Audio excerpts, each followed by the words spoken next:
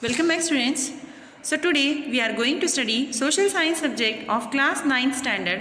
In social science we are going to study about poverty and hunger. So children, in the previous class we studied about the meaning of the poverty. So children, here you can see that poverty means being very poor. Means children, here you can see that a person who is not able to get his one day meal, so this situation is called as a poverty. Okay children, and when the terms come for the extension of poverty, in that we learned that 2/3 of people in India live in poverty. Okay, means majority of people, those are going to live in poverty. We are going to give a approximate rate, that is 68.8% of the Indian population lives on less than $2 a day. Means children, here you can see that in India there are 68.8% of population that is going to be a poor. Okay, and here over 30%, even less than, they are not going to earn dollar, that is 1.25 per day available. So this situation is considered as a extremely poor. Okay, this was all about the meaning and the extent of poverty. Okay, so at present, what is the rate in India according to 2009? Here you can see that children, 6.7% of population that is below its official poverty limit. Means 6.7% of people are poor in our country. Okay, so today we will discuss what are the main reason or what are the causes of poverty in India. So here we can see that children, poverty in India is due to the combination of many factors like historical, economic, social and political. Means here you can see that children, people, those are from the beginning itself only, they are by birth poor. Okay, this is called as a historical reason. And when the terms come for the economic means here the suitable situation is not there in the area. Availability of jobs and basic facilities are not there. For this purpose also there is a poverty. And when the terms come for the social, so children, here you can see that one example I would like to tell you here, the example of the untouchables. So when the terms come for the example of untouchables, they are not having any kind of social freedom, children. They remain apart from the common people. Okay, due to this reason, here we can see that children, here they are denied from the property rights. They are denied from the political interference also, and they are treated as a inhuman. So this reason is also going to cause a poverty. Okay, along with this, when the terms come for the political in the sense, the rich is going to become very rich and the poor is going to become very poor. As the before only I said you that children, here social progress is not there. Due to the lack of social progress, here the upliftment in the political sphere is not also available, children. As right now only an example I give you that untouchable, those are considered as remaining apart from the society. Okay, and they are not having to get any kind of right. They are not having to get right to education. They are not having to right to property. They are not going to have right to education. Along with this, they were treated as a inhuman only, and they are denied from the political rights and they are denied from the property rights. Due to this reason, there is a instability, and which is going to cause into the poverty. So these are the important factors which is going to cause poverty. Economic factors that have contributed to the current poverty. How economic factors are responsible for the poverty? Let's see here in detail. Okay.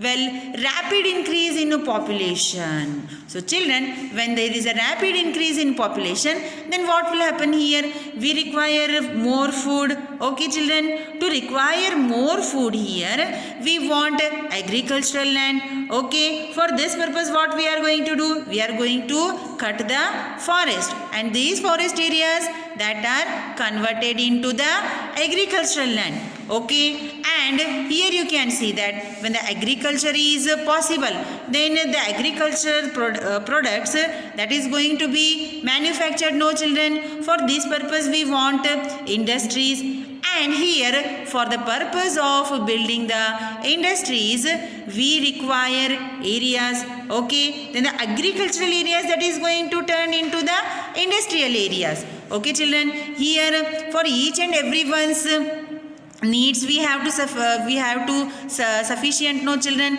so here due to the increase in the population we are not going to meet each and everyone's requirement. Okay, for this purpose the forest is going to turn into an agricultural, and the agricultural land that is going to turn into the industrial land for the purpose of the requirement of basic needs like clothing, shelter and employment facilities. Okay, like this the rapid increase in population is also a main cause for poverty. Because of this reason we are not going to provide facilities for each and everyone. Okay, so the next thing we are going to see here, low level and growth of national income. Low level and growth of national income means children here due to the general underdevelopment, due to the underdevelopment in financial spares, due to the underdevelopment in financial spares, the rapid rise in population. On the other, the per capita income has remained at lower level. So children, here you can see that due to the underdevelopment, means here basic facilities are not going to be provided when there is a more population. Okay, and per capita income means yearly income that is less. So these all situation it is going to create the poverty. Okay, poverty of low income, low savings, low investment, lower productivity, lower growth. So these are the important reasons for the poverty. Okay, next, rise in price level. So children, one example I would like to give you here. Right now the prices are double. Why? Last year only we met with the deadly diseases, that is coronavirus. Okay, due to this children, here you can see that people, they were willingly, unwillingly, what happened here? The economic situation has been stagnated children, and here to fulfill our economy, here what happened children? The purchasing rate has become more high. Okay, rising prices is also made the people poor. Rising prices have reduced the people's purchasing power. So here you can see that children, the poor people already they don't have they don't have any income, and they don't have any kind of income sources. How they are going to purchase the costly things? Isn't it true, no children? They are unable to purchase the costly things, especially those whose income is lower. And here this is going to result into the poverty. Okay, rise in price level, this is also a main important reason for the poverty. So next, along with this, unemployment. Well children, inability of the development process to gainfully absorb the working population is another reason of poverty. So children, here you can see that education is going to be taken by each and every person, but that education is not a skill-based one. Skill-based education is not going to be provided. For this purpose, what happens children, here there is a unemployment, and in our India there is a cheap labor. Anyone can replace the labor.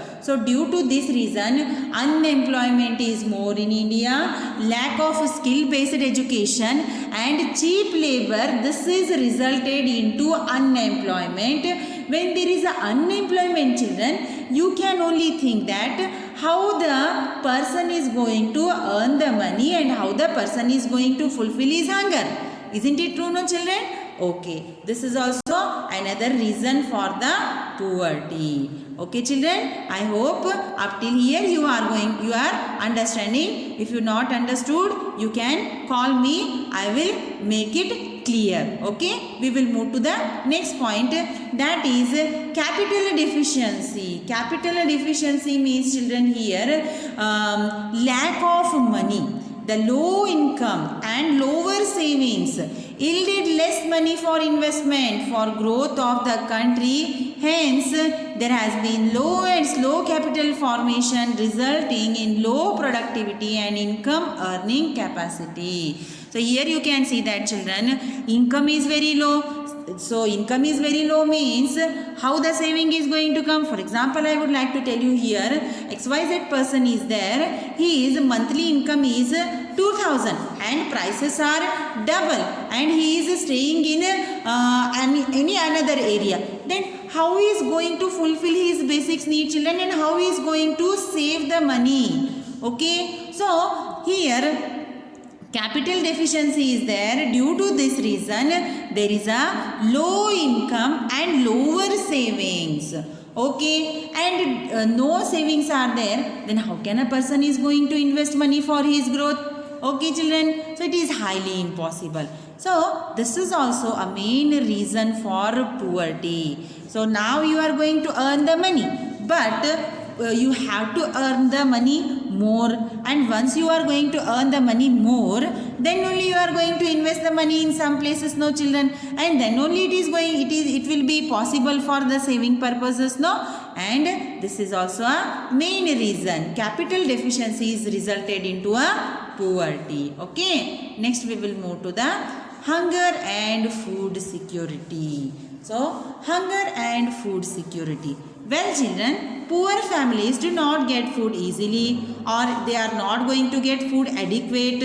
They do not have the means to buy the food. As you know that, children, in the economic factors we learned that rapid increase in population and low level of income, and here you can see that unemployment is there. Along with the unemployment, here a rise in the prices. Whatever daily required commodities are there, those prices are going to be doubled, means how a person is going to afford the good things. Okay, no children? So here hunger and food security is also main important, but this is not going to be provided for the poor families because they don't have any kind of income to purchase the food. Okay. Thus they face food security. In order to measure the extent of hunger, the International Food Policy Research calculates the country-wise hunger index and publishes in its annual publication Global Hunger Index. So here I said that causes of poverty. So when the prices are double, so when the prices are double means, children, the poor people, they are not going to afford the good food. Okay, this is the main reason for them food security is not there. But yearly here Global Hunger Index, it is going to calculate about the food security and it is going to dispatch its report. Well, some measures are implemented by the Global Hunger Index is there. What is that? Let's check out. Well, it is going to be calculated by the undernourishment.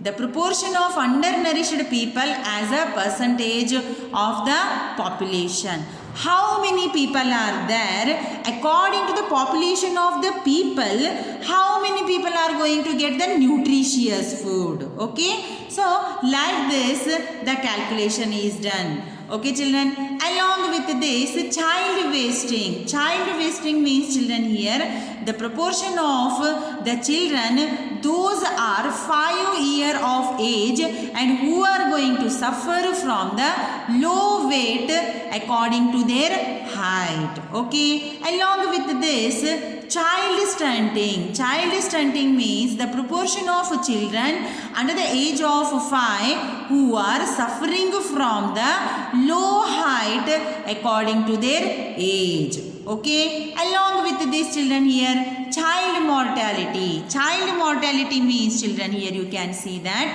the rate of the child under the 5 years of age. Okay, so nutritious food must and should has to be supplied, and it is right for each and everyone. I hope the concept is clear, and if you have any doubts you can contact me, children, and take care of yourself. Do study, work hard, and we will meet you in the next video. Thank you for watching this video, children. Take care of yourself.